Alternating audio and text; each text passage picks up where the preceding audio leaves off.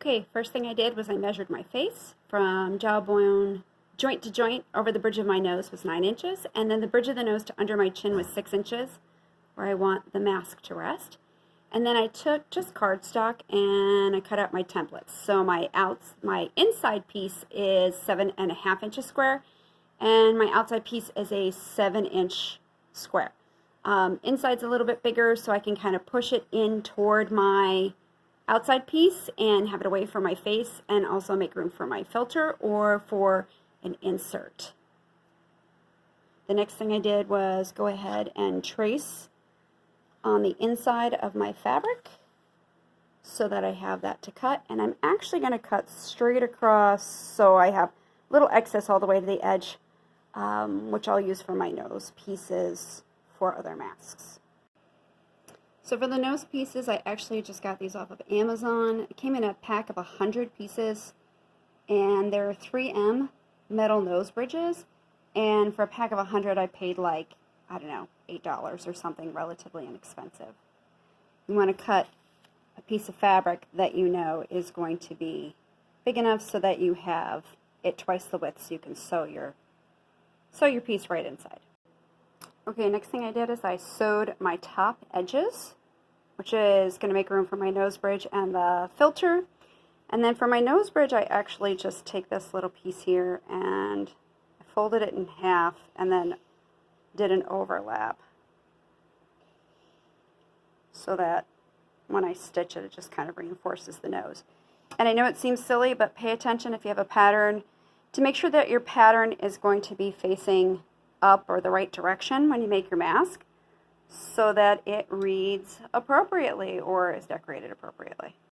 Okay, next I'm going to be stitching my outside, which is my smaller piece, and I just marked the middles for my nose bridge and for the outside so that when I stitch this together, I know that I've got that like in the right spot. So remember, the outside is the smaller piece. You're going to stitch your nose bridge to the outside piece, which will help hold that fabric and your filter in closer to your face. Once I've sewn across the top, I'm going to slide this metal piece into the pocket that's here so I can stitch the sides down so that my filter, my nose bridge doesn't slide out. Okay, so I just sewed just the top edges so that they're nice and neat. The rest of it's still the sloppy edges, and thankfully sewing is kind of like cooking. It doesn't have to be exact versus like baking, which I'm not good at, so this works for me. And as far as my material, I just bought the prepackaged. Walmart has these squares ready to go, and they have really cute designs, and so I've been using those. And it's a nice light material. It's pretty comfortable. So when you're looking for material, check to see if you can just get some swatches that are already some prepackaged squares that are ready to roll. Okay, so far we did steps 1 and 2. We cut the outer, inner, and nose fabric, and I ironed and stitched the top seams and the nose. And now I'm on 3. I pin the sides and stitch, but careful not to stitch the top where your filter is going to go if you're doing a double with a filter. I make sure that I pin my corners first. You're going to have this gap, but the nice thing with the gap is that that's what's going to create that bubble that you can tuck that other side in.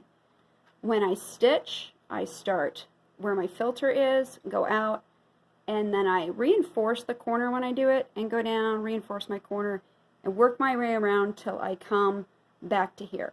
So to leave open for my filter pocket, and I also have an insert for shape, this bridge for the nose, that section is actually wide enough. So if I stitch from the outside of the bridge to the outside of the bridge all the way around, it's perfect.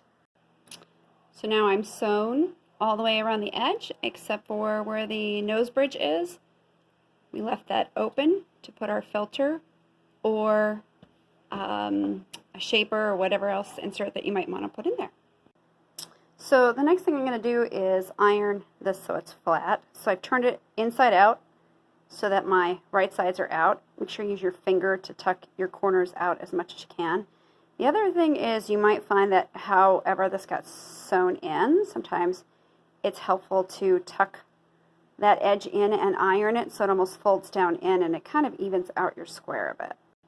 Okay, so the next thing is we are ironed, and I've got this edge that I've sewn to try to make it a little bit more square when I go to the next step. So the next thing is I'm going to be putting on my ears. So with the ear loops, I actually got these flat fabric with sliders, so they're adjustable. I found that sometimes during the day I might start with my mask and it's comfortable, but then it starts to pull on the ears or whatever else, so I can adjust it and give myself a little bit more flexibility. Again, it came in a 100 pack of black and white mixed that I got off of Amazon, and I think I spent about like 10 or 11 bucks for a pack of 100 sets of ears. Okay, sewing the ears on. A couple of things you want to keep in mind. I go about 3/8 of an inch from the top, or from the top, bottom, the edges, so that it's extended like a nice amount. Plus I'm going to do folds in here, so I want to make sure I have enough. So 3/8 of an inch.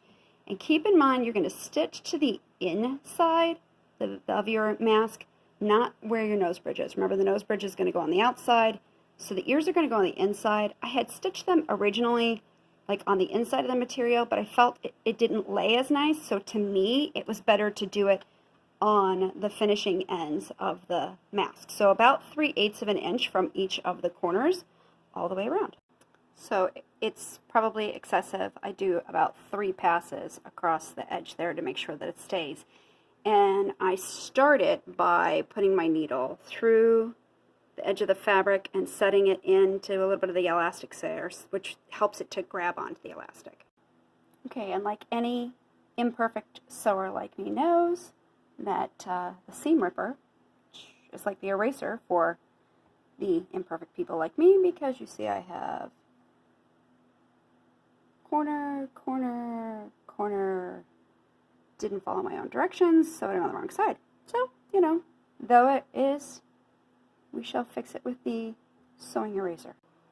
Okay, now that I fixed my earpiece, the next thing is I'm going to be making 3 folds. I'll use my material to try to help judge straight lines and pin it, and then iron those 3 folds, which is going to give my mask a little bit more shape and flexibility. Okay. Again, imperfect. They're not always perfectly folded, but I tried to use the pattern to make sure my lines were straight. And then folding them downward, and then I'm going to sew from the top corner down to the bottom corner. It just will run over nicer if I do it that way. Again, setting it down in, using the edge of my fabric as my guide for my distance to go down in that direction. Also, be cautious to make sure that you have pulled your earpieces away when you're stitching so that they don't get like accidentally stitched underneath. So just stitched down the sides, nothing fancy. And then take your pins out, and that's it. You got these nice little sliders on here, and then they take some shape. They get a little bit of push from the inside so it's not on your face. And if you want, I also bought these silicone inserts on Amazon to try to give myself a little extra space. That's it. That's the imperfect mask.